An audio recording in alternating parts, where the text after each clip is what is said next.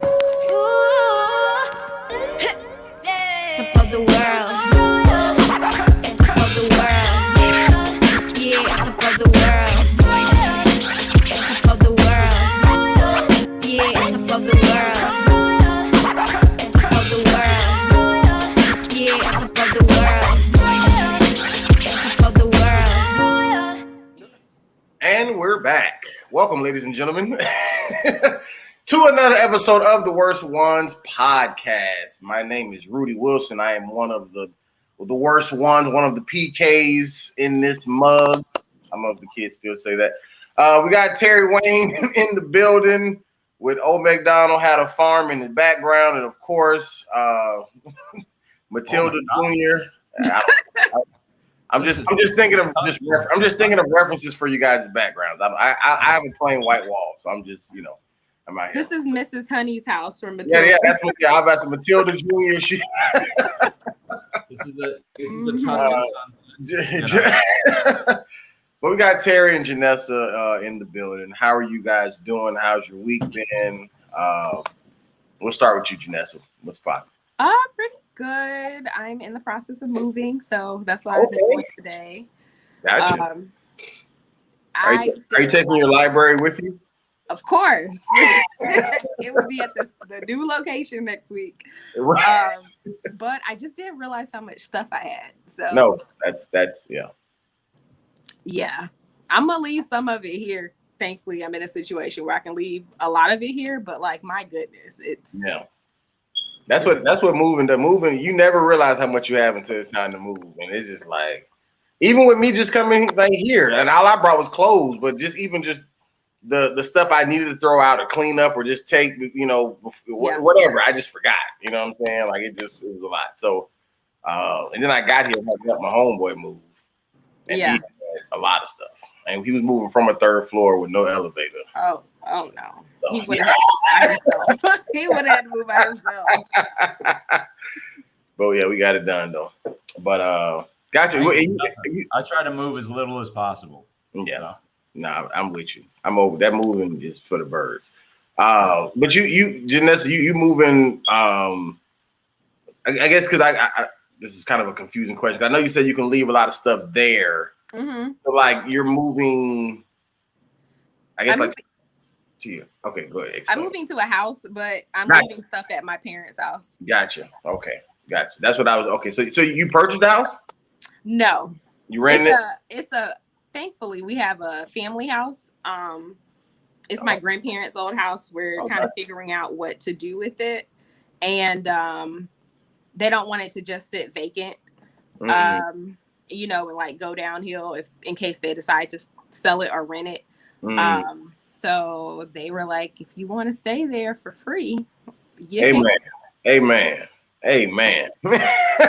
Like, who gets a house for free? Right. That's good. That's the benefit of owning property or whatever it is, and you can do that for your grandchild or whatever. So that's lit. That's lit. Good for you. Thank you. All I pay is internet. Praise the Lord.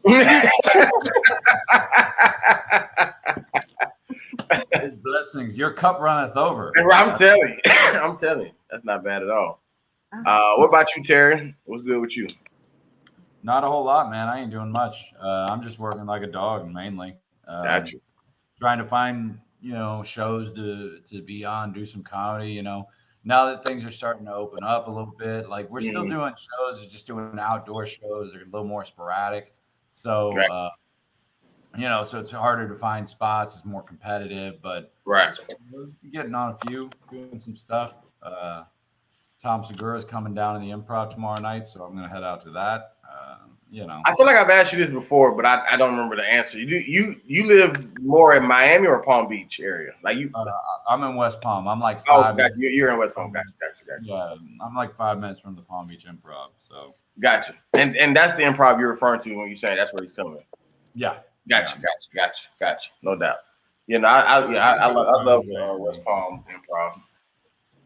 Yeah, I just hate driving to Miami. I would still go there because I'm a big fan of it, but I just Miami is so like aggressive and angry on every level. Just the Right. driving is angrier, the conditions are angrier. How far is Miami from West Palm? About an hour. Yeah, I've had 45 minutes an hour. It's not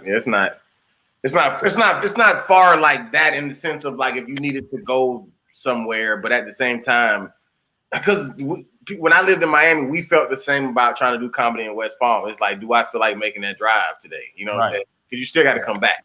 It ain't far enough where you'll get a hotel and stay there. Like you still got, you know what I'm saying? Like you still got to come back. Oh, I've known plenty of comics that'll drive down there and just say, you know what, it's worth $80 to get a cheaper. Yeah, I'm not one of them, but yeah, I mean, especially if you've been drinking or something like that, yeah, it's probably just smarter to. Well, you know, the smart way to do it is just tell the girlfriend, like, "Hey, why don't we make a night of it just for the two of us?" Right. Leave in a nicer hotel room, and then just be like, "Oh, well, everybody wins now." Right. I get some brownie points. I do my show, and I don't have to drive home tonight. That's facts. I feel that. Well, cool, man. Well, yeah, like I said, as far as me, I'm landed in Jacksonville. That's about as far as I've gotten thus far. I dodged, I guess, all the terrible through Texas. Because I was actually supposed to, which is why I'm glad I left earlier. Because I wasn't supposed to leave till the 14th. You would have been right in the middle of it. I've been right in the middle of it. So look, you would have still been there. You wouldn't have gone nowhere. Right. I'm telling you. So yeah, I'm glad I went ahead and dipped out early. So I did drive through definitely cold weather because my car was even showing me that it was cold outside. And then, there was time, like I said, I hit traffic because of like ice that was on the road, but nothing was like, super, super bad or whatever.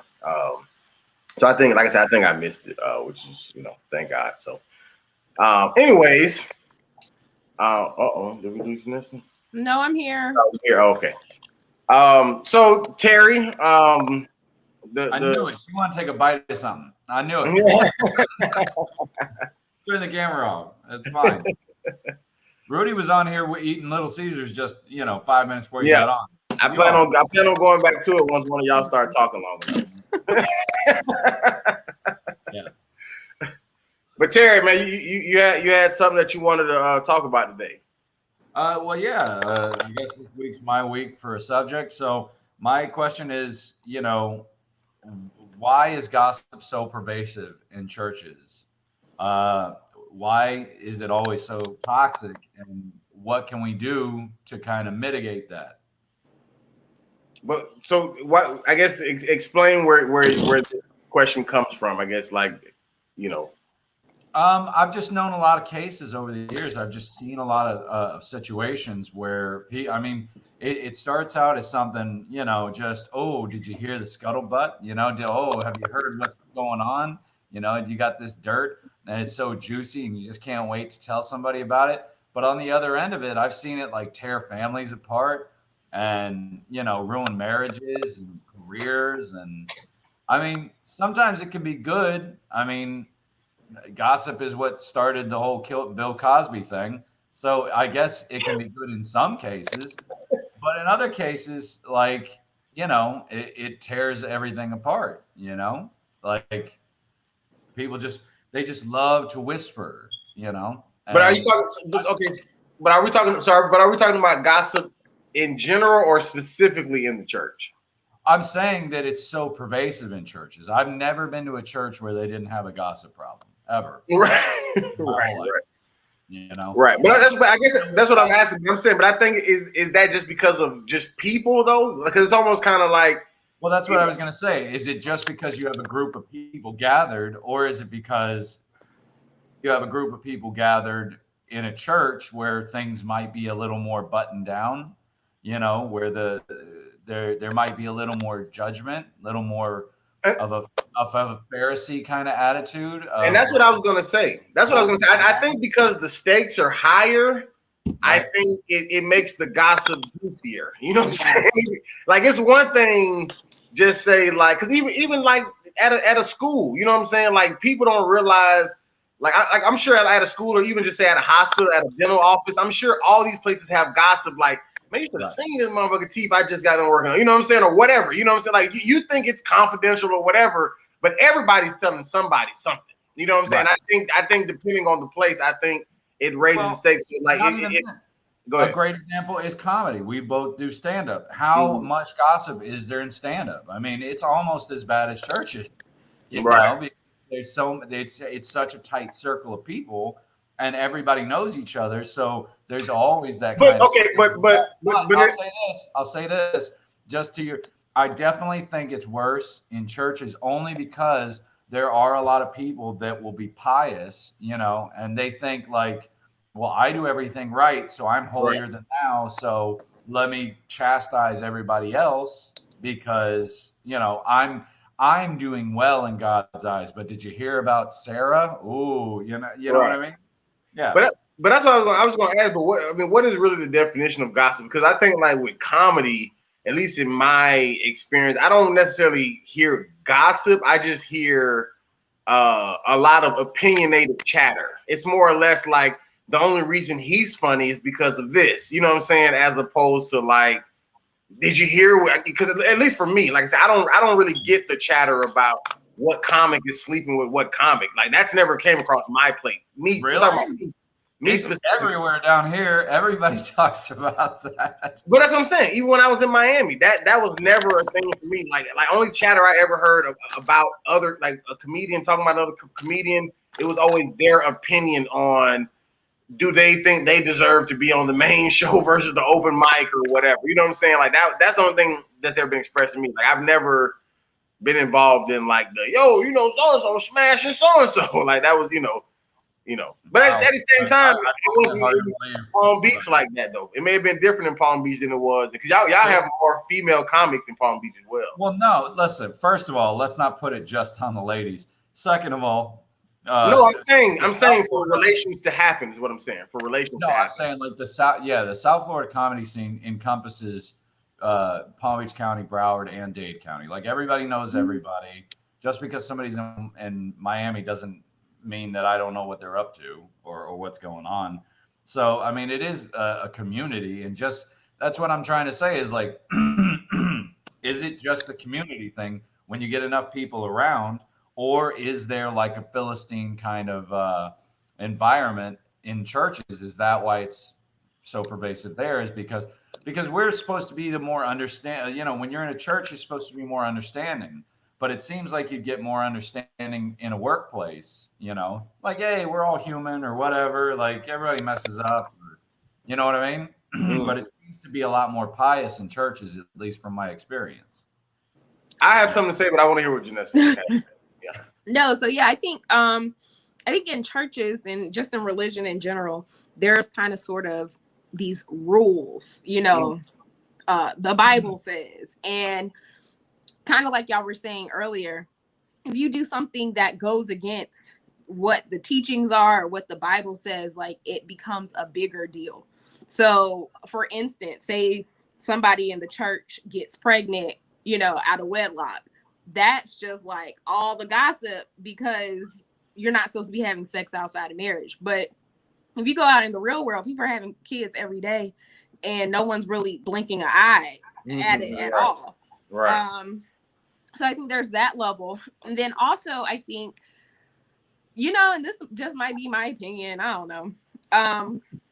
There's a level of, churches are supposed to be hospitals for people who have problems and need help.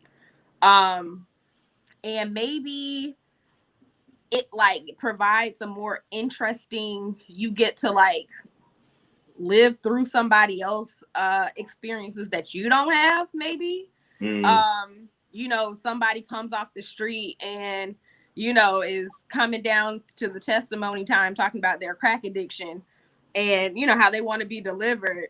Right. This is actually a true story. Right. Like I personally don't know of any crackheads. Not saying that they're not there, and not saying that I'm about to gossip about him, but like that's not my experience or anything like that. Right. So maybe that's like, oh my gosh, like wow, this is hitting closer to home that this person's dealing with something that I've only seen on TV or in the movies or in the magazines or celebrities or whatever. Maybe there's that element to it. Right. People are living vicariously through others, just to get that little bit of excitement in their life. Yeah, like because I mean, even though I think all people do gossip, not most people gossip. I don't want to put everybody because there probably somebody's like, I don't gossip, but I don't care. Just leave me alone. who do you think gossips the most in the church? Do you think it's younger people or older people, or is it a nice mix? It's definite. Listen, I would have to say mix. And the reason why I say that is because I wanted to pin it on the older people just because I think that they shouldn't more than the younger people, But at the same time, I think it's equal because the older people talk about older people as well as the younger people, but younger people talk about other young people as well as gossip about, whatever the gossip they know about the older people that they heard their mama talk to somebody about or whatever. So it's probably I think it's the older people. I think it's the older people because younger generations, they have been led to believe that they're allowed to be more open. Like they can be less shameful. They can talk about their problems openly because they're this internet generation, right? Like my generation was the last one to grow up without the internet. Like we didn't get the internet. We got it pretty quick in my house, but I was still 16 when we got it. So we didn't have that whole sense of community with the world. Like, hey, you're not alone because you can reach out to these other people that have the same exact problems as you. No reason to feel ashamed or bad about it. I grew up in a house, like not in a house, but I grew up in a society that said, deal with your problems, keep them to yourself, and project a good image outward, always. And I think the younger generations, they don't have that as much. They got some, but it just seems to me like they don't have it as much to where they're allowed to be more open. They're allowed to be more free without being ashamed of their problems. But I'm saying, but to me, that I think that leads to more gossip. Like having the internet and having social media and stuff leads to more gossip. It leads to you watching a video or sharing something, whatever, and commenting along with everybody else. Like that's to me, that's just even more gossipy. I think the internet enhanced it.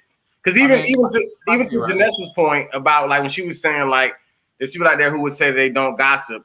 I would say that I'm one of them because realistically, like, and that's even why I was the point I was going to make before she started talking. I think gossip just comes to people who gossip. You know what I'm saying? Because like when you're not known to be like one of the people who gossip, nobody comes to you and brings you the gossip. Like it just happens among people who gossip. So I think that regardless if you're in church or if you're at the movies, like if you're a gossipy person, like you're gonna find something to gossip about. You know what I'm saying? And like I've asked people who I know personally and even related to take me out of group chats or don't even hit me up about certain things. Cause like, and it's not necessarily like somebody we know. It could just be about Trump or anybody. You know what I'm saying? Like I don't care about just what's going on with everybody else. You know what I'm saying? Like I'm very, very concerned about myself and the sphere that I live in.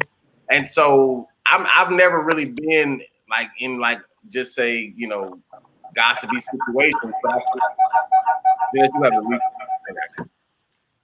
But what was that? She tried to switch and then Yeah. that's all good. But like I said, but abducted. The point I'm making is I feel like the gossip comes to people who gossip. Like it's like nobody's coming to a person who doesn't talk about sports and then talk about sports. You know what I'm saying? You're gonna look for the people who talk about sports. You want to smoke weed, you're gonna look for the weed smokers. You want to, you know what I'm saying? Whatever you go to when you want to know what's going on. Yeah. Right. Yeah. And that's go ahead. The thing is, I don't think either people don't know or don't. My question is, do they not know or do not care? Which one is it about how much damage that kind of stuff can actually do? And I'll give you an example. I knew of this one couple. The man had an affair, right, on his wife. They had worked through it. It was done and over. But then the wife had confided in one of her friends at church about it. And then next thing you know, everybody knew.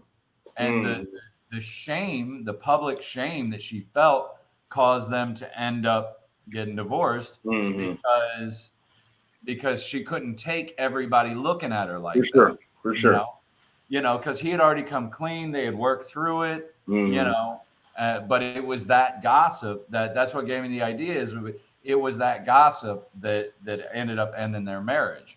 Right. So if those people can go back in time and say, maybe it wasn't worth this conversation. Maybe it wasn't worth this little bit of, scandal, scuttlebutt Mhm. thing, would they make different choices? That's what I meant about being toxic, like For sure. because that kind of stuff can really affect other people's lives. And I'm just wondering if they realize that or not. And of course, gossip also, it's kind of like telephone. It starts off one way, and by the time it gets to the 10th Right. person, it's like a whole different message. It has Right. it has legs, wings, Right. magic powers, all sorts of stuff. Right. So I think that's something you also have to be cautious of, especially in church, because I think that's why some people like leave the church. Right. They did. It's literally something like you just said with the married couple, or it could be anything. That person came to the church for healing or help or whatever, and one, their business gets all over the church, and then two, like I said, it now has legs, wings, and magic powers, and it just turns people off from wanting to even deal with the church. So I think that's something right, because the guy Mark stayed in the church, but the wife left and never came back, never went to any church after that, just gave it up. Yeah. And that's real. Church hurt is real. That probably needs to be another topic. But I feel like it's only so real because of the level of expectation that is put on, just say church or whatever the case may be. And I get why that expectation is there. And I'm not saying that just say church or any type of religious organization should not be held to a higher standard. But I know even like for myself, like the relationships, whether it's dealing with a woman or just family or whatever, like the ones that hurt the most are not the ones that somebody did something to me that I would be mad at them. It's the ones who did something that made me like disappointed. Like I had this level of thinking of you, and I can't even believe that you would do this of all people. You know what I'm saying? So, and I think that's what it is, because when you come to church, it's just like if you go to the hospital and your leg broke, and then you're sent away without any type of fixing. You're gonna be like, man, what did I go to the hospital for? You know what I'm saying? Like, and that level of disappointment will make you, and it's what you call a church hurt. That level of hurt makes people have that level, just say, of distance that they want to now have from the church. But I feel like people wouldn't have such a church hurt, or that wouldn't be such a thing if, I guess, people understood that like you're like this isn't like you went to like God himself, like you sat in front of God and then God hurt you. You know what I'm saying? Like you're dealing with people who may have a gift to do whatever or an anointing to do whatever, but they still human beings. You know what I'm saying? And as cliche as we always hear that in church, whatever that, but that's a very important thing to realize, because whether you're the president of the United States, whether you're a king of a country, whether you're a peasant, whoever, you are capable of screwing up. You're capable of hurting somebody and not meaning to. You're capable of hurting somebody and meaning to. You know what I'm saying? Like you're capable of all of these things. You can hurt somebody and not even realize you did until they tell you 10 years later, and then you look back at it and you're like, oh snap. A lot of where we're at in life now, don't make gay jokes, don't make black jokes, don't say this, don't say that. Like all of these things are progressive things, because at one point in time it was okay to do it. Now it's not, because now people are rethinking it. And so, and this isn't necessarily going to the whole gospel thing. This is just more or less about the church hurt concept. I just think people shouldn't be that invested in the person, I guess, delivering the message. And the reason why I say this, and I promise you I'm shut up, is because the person delivering the message, like a lot of times, can be a screwed up person. because I've gotten great advice from, you know, like I've had people who sold dope tell me not to sell dope. You know what I'm saying? Like I've had, not that I've ever tried to do crack, but I've seen, you know, crackheads tell people not to smoke crack, whatever like that. And so I could easily just say, take whatever messaging the wrong way from somebody because of who they are, and let who they are determine, I guess, whatever I hear. But I mean, it's tricky, especially when you're just entering into the religion. But the point I'm trying to make is church hurt would be less of a thing if we didn't have that pedestal as far as with the people. I don't know how we get to that point of taking them off that. Well, that's why a lot of the times, like during my dad's sermons, he'll say it right out front. He'll say, before I got saved, before I got the call, he's like, I sold LSD and pot to all my friends. He's like, that's what I did for a living for a couple of years before I got saved, before I got that message, just because it kind of brings down that wall a little bit. Right. And he wasn't always like that, but he got to that place, and it was like, it humanizes him, and it makes everybody seem like, oh, well, if the pastor had problems, then I can have problems, and maybe someday I'll be the pastor or something like that. But see, I got a question for both of y'all. Leading by example.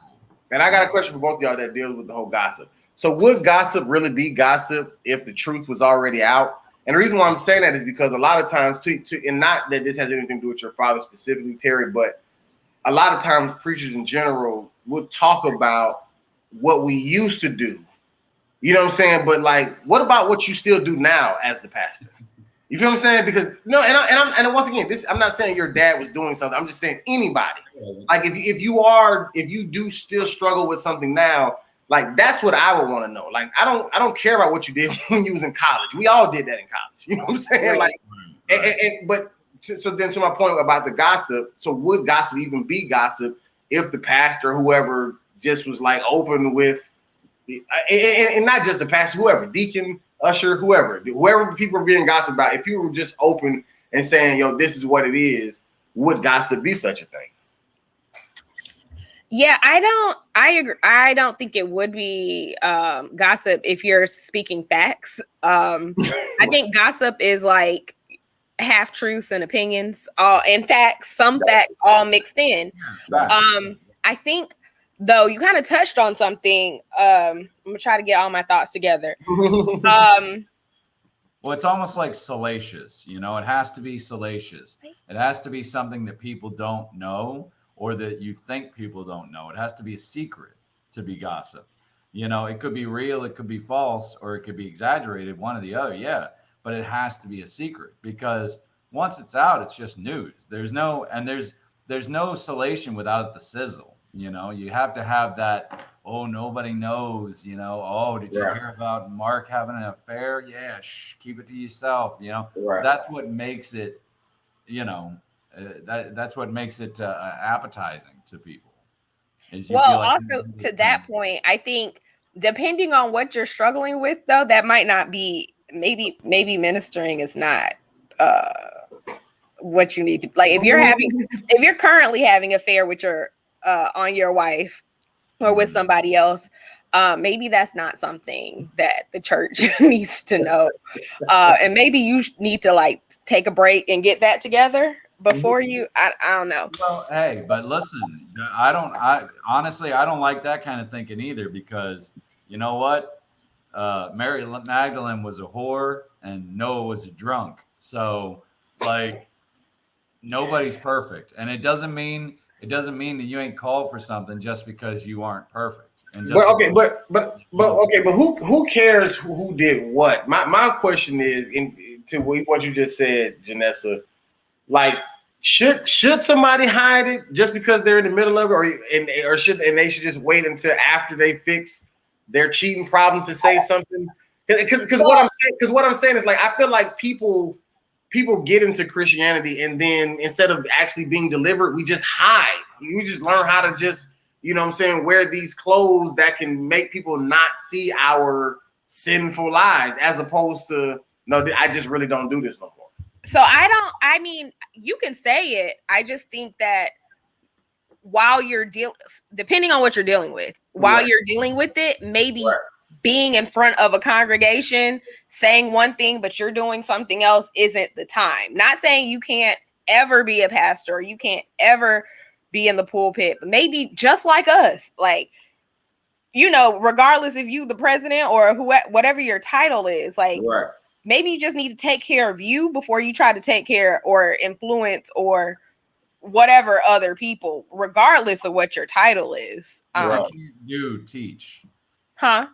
If you can't do, teach.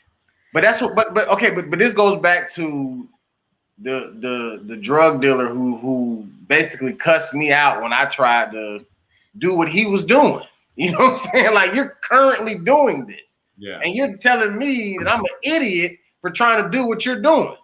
You know what I'm saying? So that's what I'm saying. Like, you're talking about hypocrisy. Huh? You're talking about hypocrisy. No, what I'm saying is that, because that's not him being a hypocrite. He's telling me something wise. But in hindsight, I realized that what he was basically telling me is like, I'm just trying to do this because this is what people in my environment are doing, but I don't necessarily need to do this. You know what I'm saying? Like he got into that and was doing that out of necessity. You know what I'm saying? But he doesn't necessarily want to do it. Right. You know what I'm saying?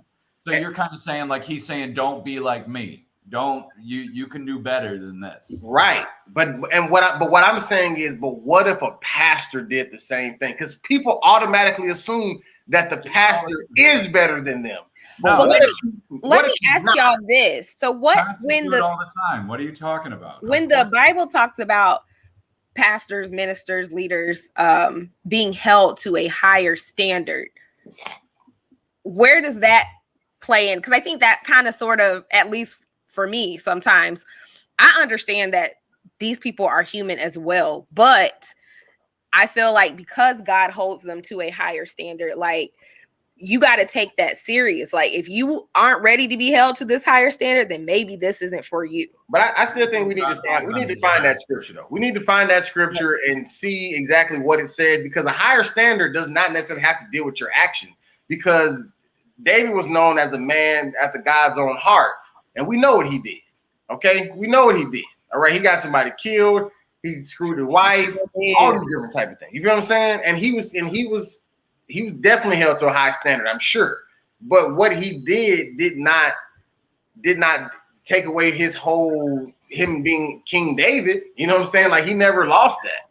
But he did not. But he did lose, because remember, his son died, and he went through some. Yeah, that's what the son died. But he didn't lose. He didn't lose his whole legacy. I don't think God holds pastors and preachers to a higher standard than everybody else. I think we do. Like, we want something to idolize, so we pick. It's the same reason why we worship celebrities. It's because we want to know that there's a brighter path that maybe we'll get to one day. That's why people play the freaking lotto. Stupidest waste of money in the world. But they do it because they hope that one day they'll be there. And especially in America, we're taught that we should be optimistic and that life is always going to end up great sometime. Maybe you'll be a pastor. Maybe you'll be a celebrity. Maybe you'll get in movies or comedy or whatever. But it just doesn't work out that way. That's why you got to leave the judgment up to God and just try to be the best person you can be. And that sometimes that means not being judgmental, you know? And who you are is who you are. That's a very good point, Terry. I mean, because even with celebrities, like, people look at celebrities and want them to be civil rights activists. You know what I'm saying? They want them to be role models. And, my daughter looks up to you, so you should stop wearing this and stop. But that's, you know what I'm saying? Like, I'm a human being who became popular because of my talent or my whatever.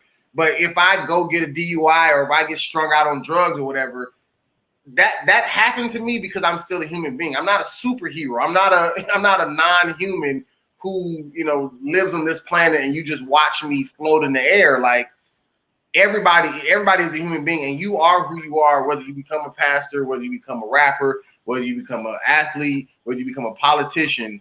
Like, whatever it is that you do or who you were going into that, you're going to do that while you're holding that position as well. Well, pastors they're the celebrities of the church. That's what they are. them and their families, you know, they're the ones that everybody looks at. They're the ones that everybody talks about the majority of the time. Now they gossip about everybody in the church, but yeah, Right. a lot of the times it is that ire gets directed at the first family in the church because that's you put yourself on literally on a pedestal, you know, Right.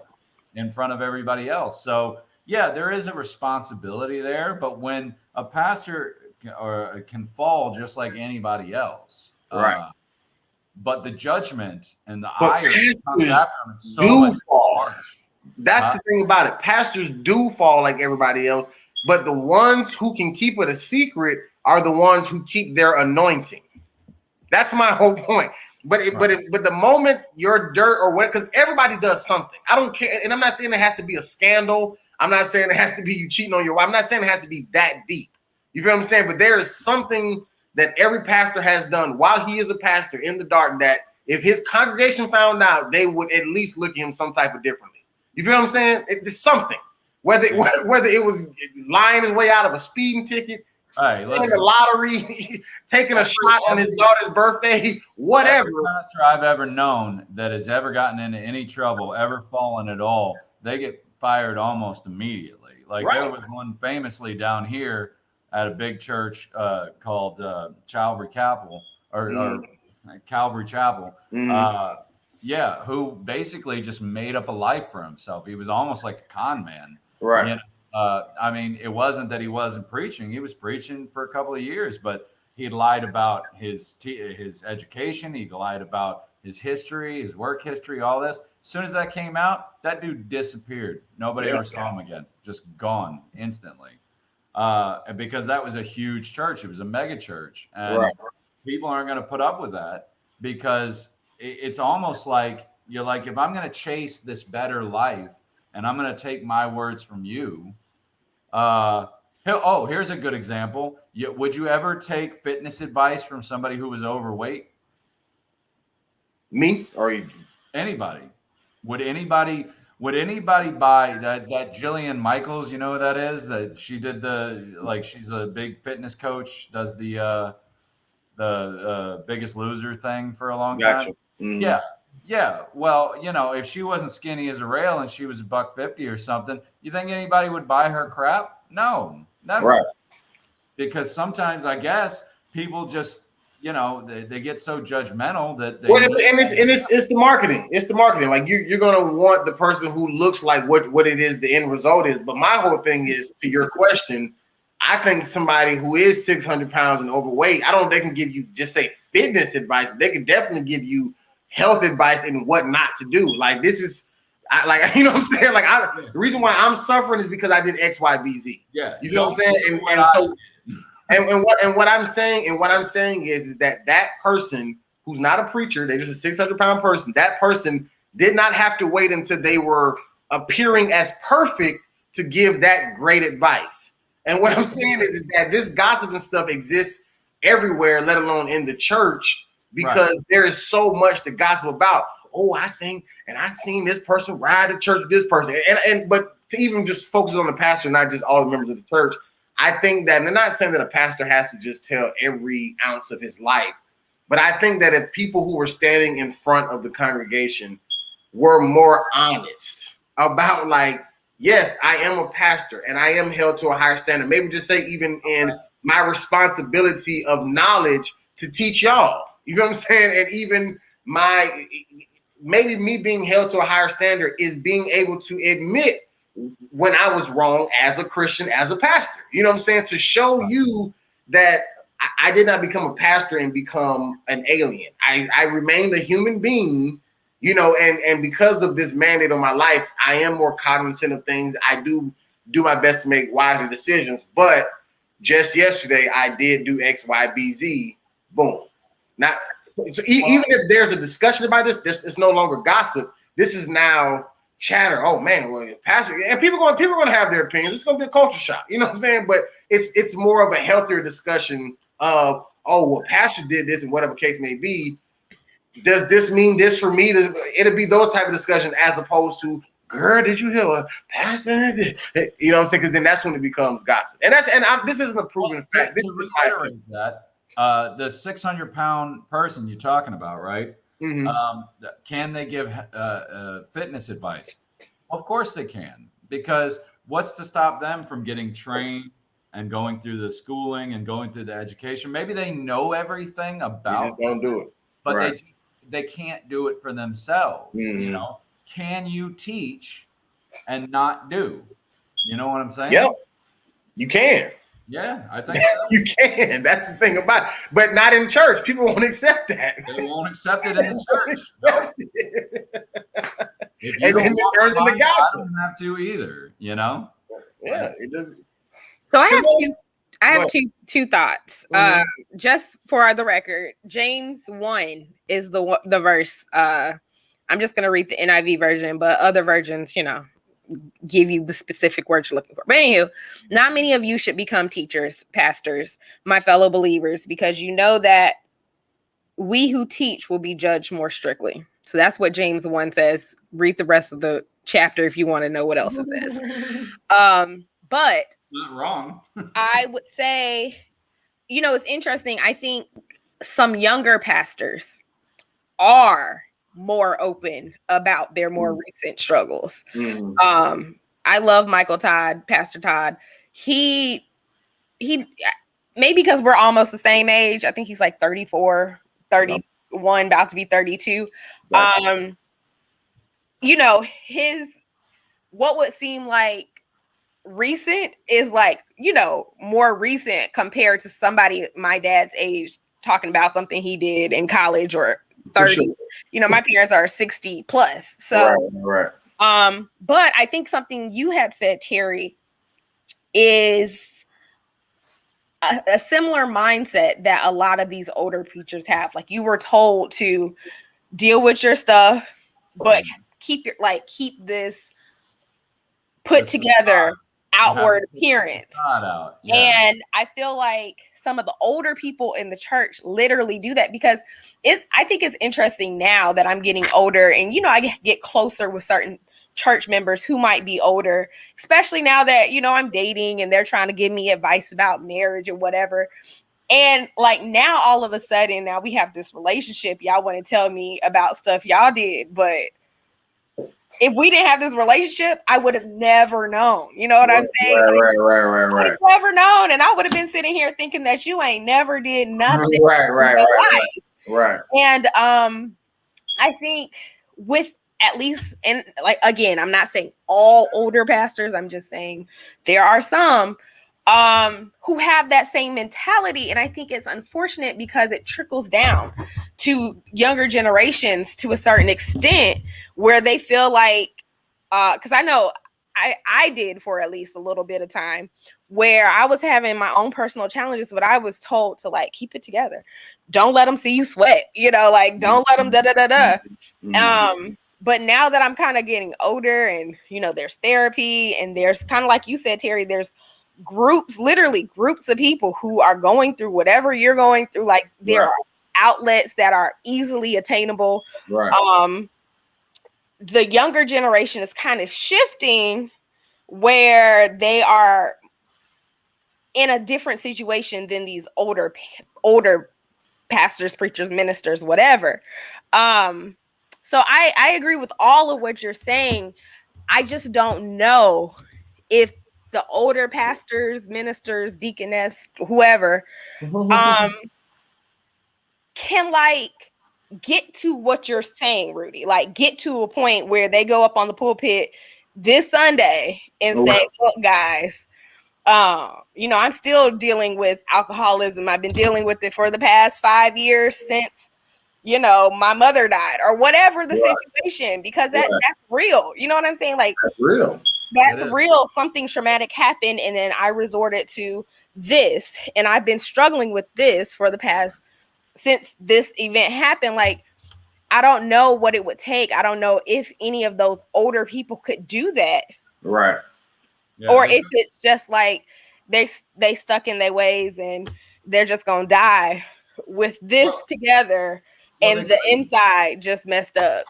They couldn't, for the same reason, because there's so much stigma around having any kind of problem like you said, you gave the example like, oh, well, your mother died or your child died or something like that, to where, you know, it's a traumatic incident, and that those things leave scars. But 20 years ago, you couldn't be a person in a position of authority, whether it be a church or anywhere else, and say, oh, I'm on antidepressants or Right. this, because there's so much stigma around it. So Yeah. what do? You just tough it out. You put your head down, tough it out, go through the walls.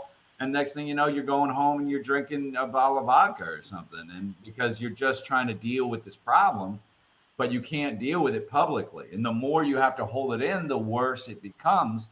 So it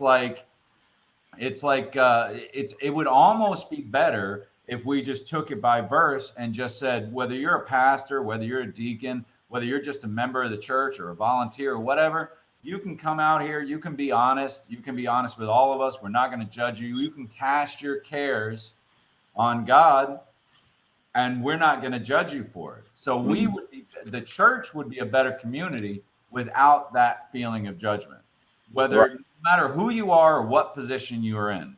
Just saying, let me cast these cares out, and hopefully my fellow congregation, whether, you know, what position I'm in, hopefully they're not going to judge me, because they've already cast their cares out. They've already cast their troubles out. So it makes us all human in one way or another. That's what I think we need to see more than anything else, is that we're all human. We all screw up in one way or the other, and nobody has the right to judge anybody else. Right. And even going back to judged. Even going back to the scripture that you read, Janessa, I forgot what verse it was, or the James 3:1. James 3:1. So even dealing with, just say you might not want to be a teacher, preaching all these different things because you'll be held to a higher standard. I didn't look it up, so I would have to look it up to go deeper into it. But so I'm not putting what I'm about to say in concrete, like, you know, this is the interpretation. I'm not saying that.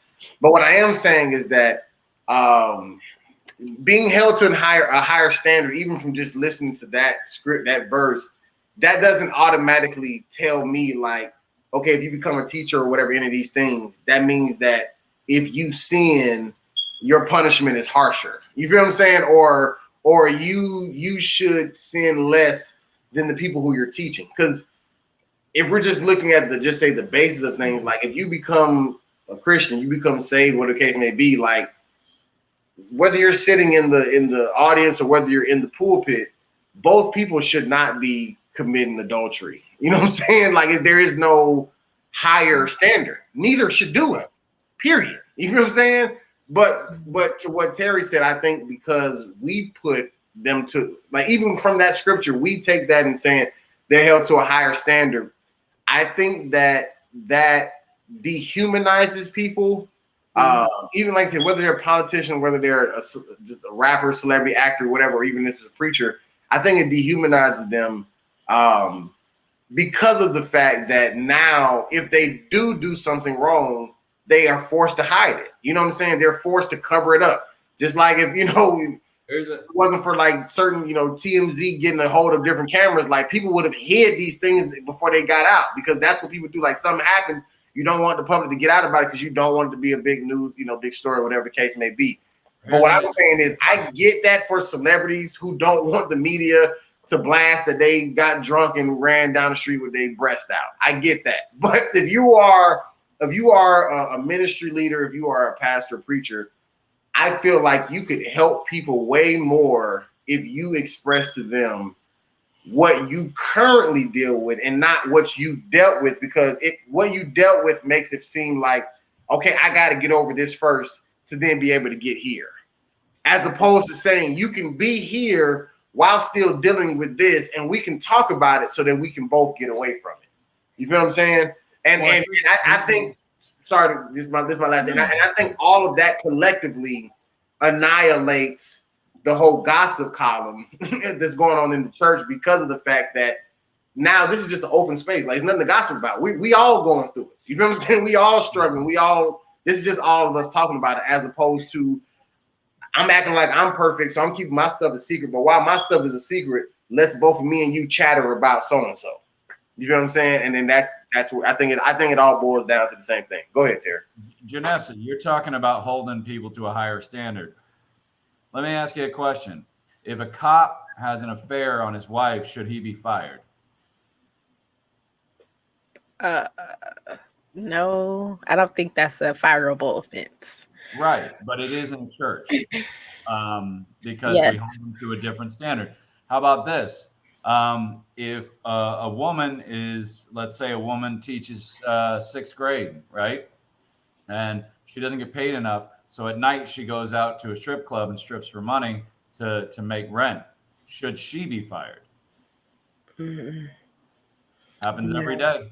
Every day. I've seen teachers fired over and over again for doing modeling gigs and lingerie, for doing fans only pages, stuff like that. We won't pay them, but we won't pay them a living wage, but we'll punish them if they, do something that we find morally questionable. And yet we hold them to a higher standard, yet we won't take care of them at the same time. So I think really the blame is on us as people, because we want to hold them. We want to put them up on a pedestal. We just don't want to have the responsibility that comes with putting somebody on a pedestal. Right. Because if you put somebody on a pedestal, you better be down at the bottom of it to catch them when they fall. Right. And yeah, I was going to say, I think that's part of it. The church is not an environment where you can honestly say what you're currently going through, and depending on what you've been through, you'll still get looked at sideways, or it might be problematic. So I think that is definitely part of the big gossip or just the problem is like the environment that church should be is not what it should be. And then I think to you, Rudy, what you were saying about you feel like it would be more helpful if somebody was telling you about what they're currently going through instead of going through it, getting to the other side, and then saying that. I think also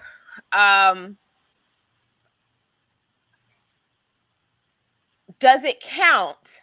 I guess it doesn't, but I'm just going to say, does it count if said pastor is like, say he's an alcoholic or something, and he's going to AA meetings. So he's dealing with it, but he does not necessarily tell the church. Is that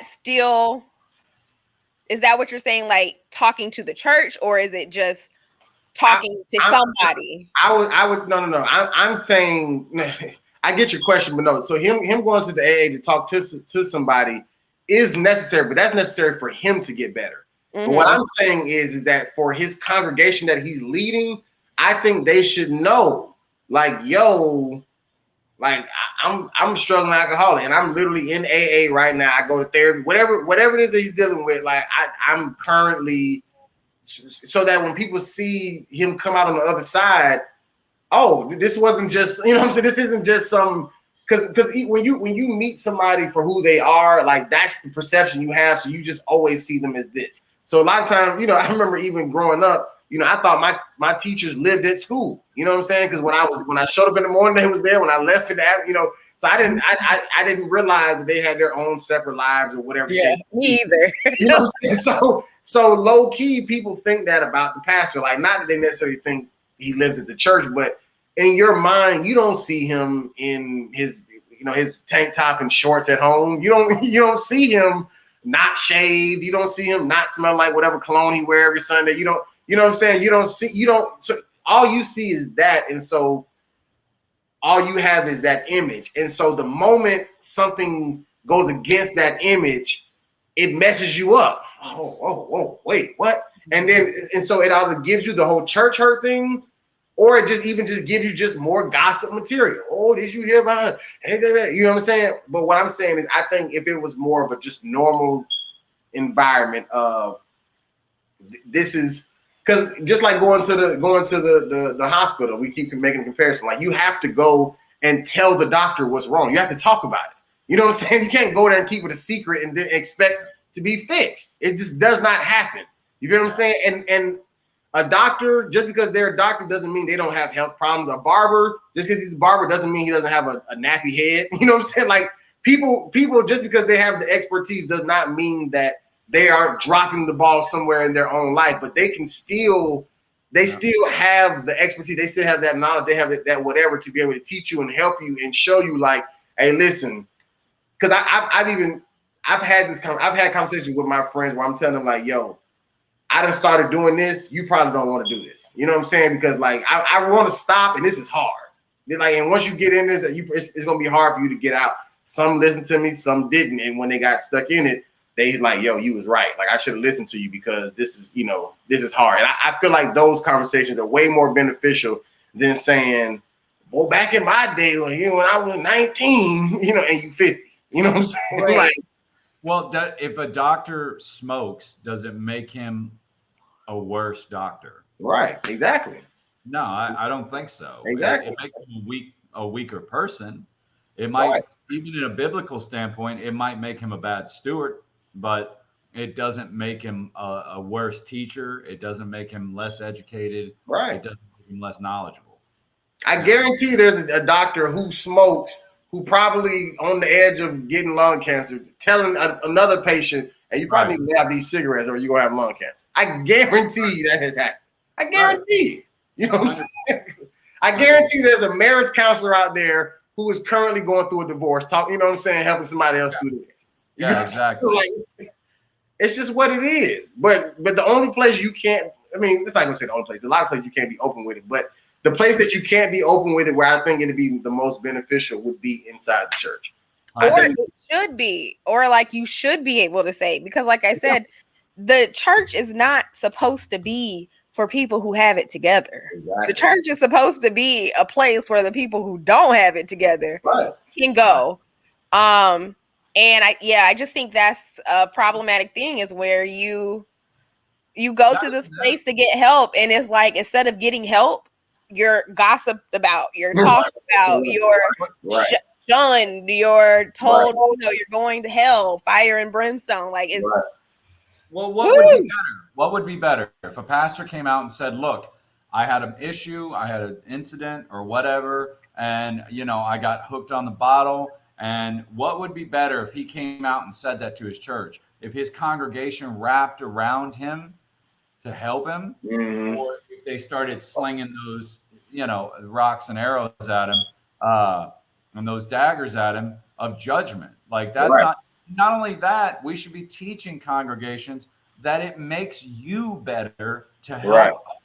When you help somebody else, you feel better about yourself. All of a sudden, your problems seem smaller. And not only do they seem smaller, but you can handle them better because you're like, well, I helped such and such, so I can help myself. Right. You know what I mean? Like, that's what we're here for. We're here for each other.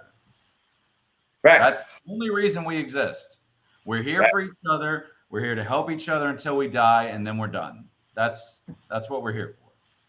Facts, man. Facts. So, I don't know. It's a good conversation, man. It's a good topic. I don't know if we have all the answers here, but I definitely think I don't know how we can start a campaign to get more open dialogue in church, but good luck with that one. Start a hashtag. I don't know.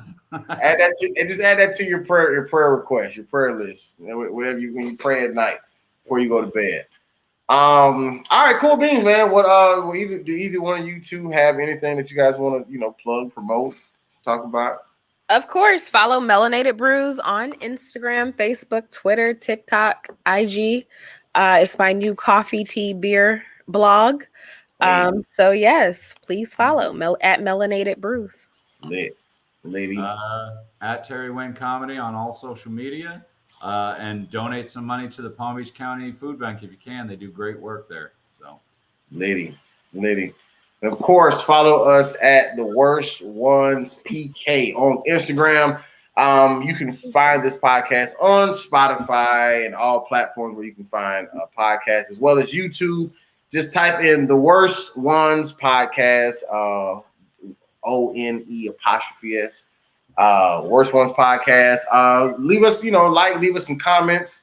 You know, subscribe to the channels. You know, just let us know what you think. You know, we got these different conversations coming. They take all types of twists and turn, but you know, we turn and twist with them. So until next time, until next week, we appreciate you guys for listening, watching, however you viewed this. And we'll be back with some more bullshit with our worst one. Yeah. 2. Where's your 2, Terry? I got 2. I'm like the